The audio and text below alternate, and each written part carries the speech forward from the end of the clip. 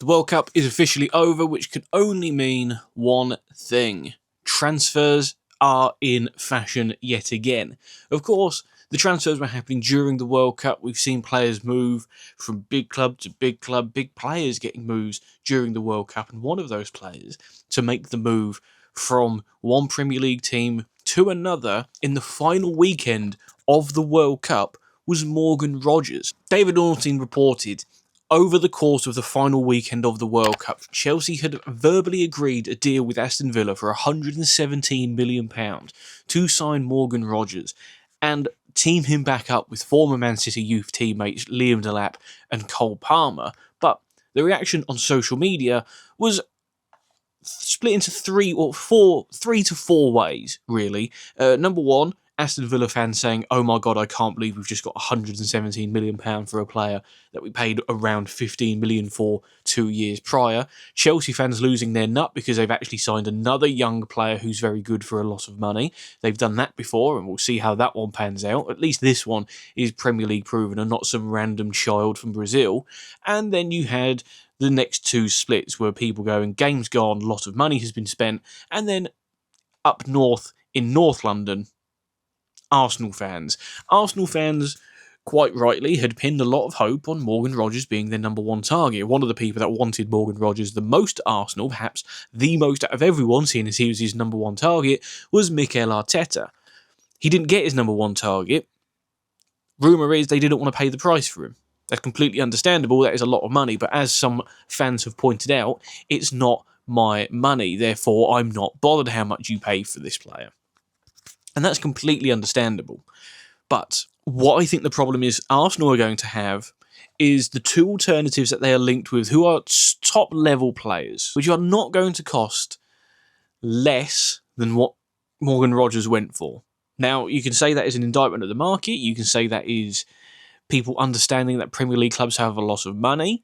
At the end of the day, the two players that are going to be linked with Arsenal are going to cost over £100 million, you'd imagine.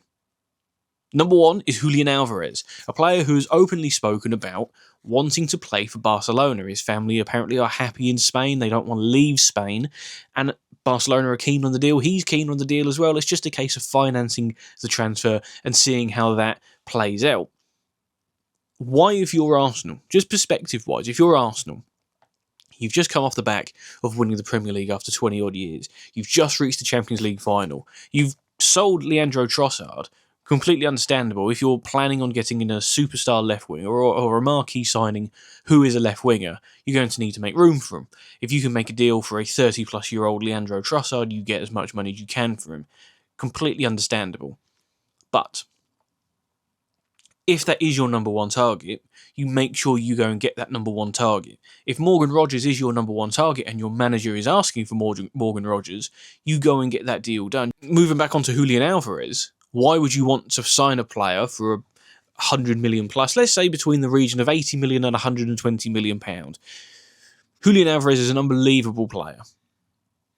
He's been brilliant for Man City when he was in the Premier League. He's been brilliant for Atletico Madrid and for Argentina as well.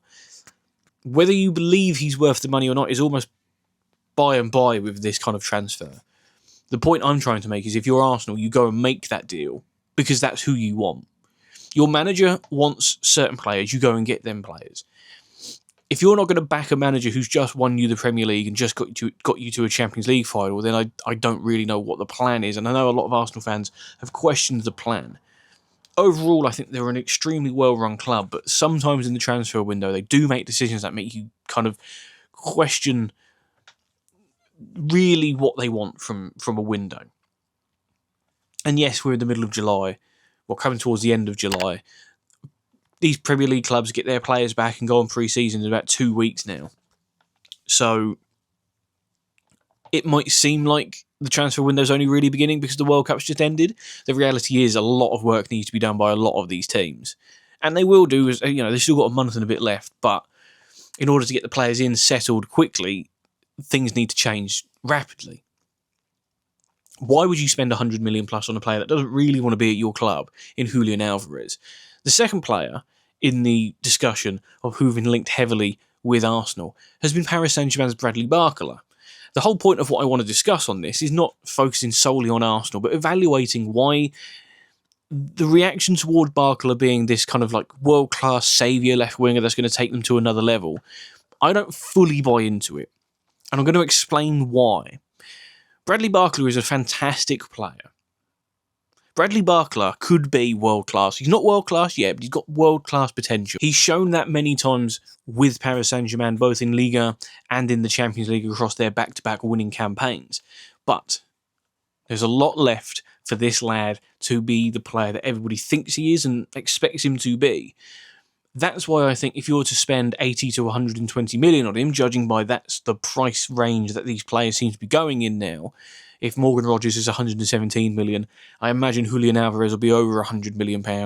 And reports coming out of Paris are suggesting that not only do Paris Saint-Germain want to extend Bradley Barcla, they also have no interest in selling him. But if they were to sell him, it would be around €100 million, £80 million and upwards. If you're paying that much money for a player, you want them to be the finished product. If you're a team that are going to challenge to win the Champions League, not consolidate your place in it, not consolidate your place in the top four or get into the top four or challenge for a Premier League title, Arsenal are in a position where they can retain the league and they've got a pretty good base to go and challenge for the Champions League again. Injuries depending. I know there's a lot of reports about Saliba, Saka and Rice not being fully fit and the fan base is split again, as it seems to be every summer on things happening. But at the core of it, that is a very strong team that could go and challenge amongst Europeans' elite clubs. But that left wing is now going to be the chasm that people judge them by. Bradley Barcla, for £80 million above, I think is the kind of transfer that, whilst he's a very good player, you do look at it from an Arsenal perspective and go, if you're spending that much money on someone who isn't the finished product, what about the rest of the holes in the team? You know, Bruno Guimaraes apparently is a player that has been linked heavily with them, but there's been no real movement apart from on that deal since Brazil went out of the World Cup. It appears that the valuation between the two clubs is very different. It feels as if, Arsenal being a little bit mugged off by an agent who's trying to get his player removed to a big club in London, whilst Newcastle are very firm they don't want to sell because they don't want to sell Anthony Gordon, Sandro Tonali and Bruno Guimaraes in the same window. So, really, what is the plan for Arsenal? And you boil it down to the two players that they are linked with, Julian Alvarez and Bradley Barcola. Julian Alvarez publicly wants to go to Barcelona. He's up for a move to Barcelona. He wants to stay in La Liga. He wants to stay in Spain. He wants to play for Barcelona. If I'm Arsenal, and you look at the spirit they built in the squad and the very strong unit they have, why would you throw that away for a player that you need to convince to come to you? You shouldn't need to convince someone to join your club when you're Premier League champions and runners-up in the Champions League. They are one of the strongest clubs in Europe at the moment. They are one of the best teams in Europe. Semi-final, Champions League 1 year, runner-up the following year. Going off that pattern, they should be in contention to win it again, or to win it for the first time this year, this coming season. Bradley Barcla is a fantastic player. Bradley Barcla is a very inconsistent player. Both of those things can be true. I would pay, if I was running a football club and someone said to me, do you want to buy Bradley Barcla? I would pay £60 million for that deal. That's still, to me, that's still a lot of money, but in the grand scheme of things, it's not. Why would I pay £60 million for a player that is apparently going to be world-class? Because one, he's not world-class just yet. He is a very talented player. He's very quick on the ball. He's very good at dribbling on the ball. He's quite a decent finisher when he's in certain positions, but his decision-making is what lets him down. Having seen him play week in, week out in Liga and occasionally in the Champions League, he's the kind of player that if you're paying big money for, you will only be frustrated with, because you know there's talent in there. You know he's an unbelievable player. But in order for him to get it out, he kind of has to grow. He has to spend more time working on his craft. And I think it's unfair on the player to spend big money on him and expect him to be the superstar of a Premier League winning team when he still has some yards to go to development. You watch him at the World Cup and he was brilliant for France. in short bursts. But the fact that throughout the tournament he wasn't a nailed-on starter, it was rotated between him and Doué. You look at Dembele, Olise and Mbappe were going nowhere in that team. They were 3 starters. That final forward position was between him and Doué. Personally, I prefer Desiree Doué. I just think he offers a little bit more. He's a little bit more assertive, a little bit stronger as well. I think the physicality of Doué is what sets him apart from Barcola. Now, of course, if you're signing a player for £100 million and the remit is don't be frustrated, he's got time to grow, that doesn't really compute with me. I think if you sign a player for above £80 million, they've got to be ready to go. They've got to be brilliant from the start. And it might sound harsh, especially when a player is so young and adapting to a new language, culture, league, team, all of this kind of stuff. But you pay big money, you expect big results immediately. Would I bank on Bradley Barcla being that kind of player? Not really, no, because his inconsistency is what would let him down. If you're talking about a player that is pure talent, that is a player that really can get you up off your seat, put a defender on their backside, go one-on-one with the keeper, and then you're still 50-50, that's Bradley Barcla. He's brilliant when it comes to the approach play. He's brilliant when it comes to the trickery. He can dribble. He can hold up the ball well. He's a very, very talented player. Is he what Arsenal need to go over the line? I don't think so. And that's not to say he's not a good player. That's not to say he's not talented. It's to say that Arsenal needs someone different, a different profile. I've seen a lot of Arsenal fans talk about the profile of players they have or they're linked with, and they're confused by it, they're questioning it.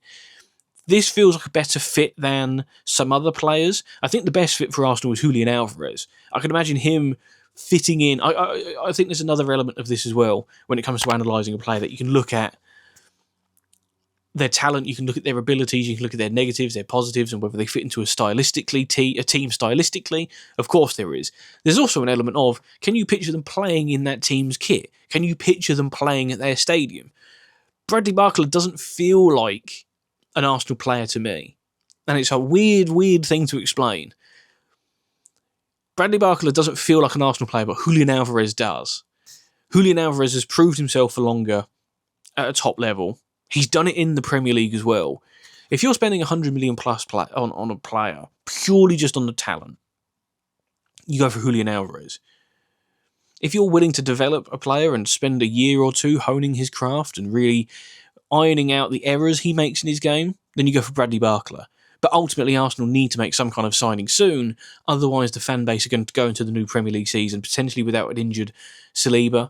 We don't know what's happening with Saka. We don't know what's happening with the fitness of Rice. There's been conflicting reports across all 3 of them. You go into that season without those 3 and no marquee left winger, there's going to be a lot of discontent at first, where discontent and question marks about the ability and the ambition to retain the title.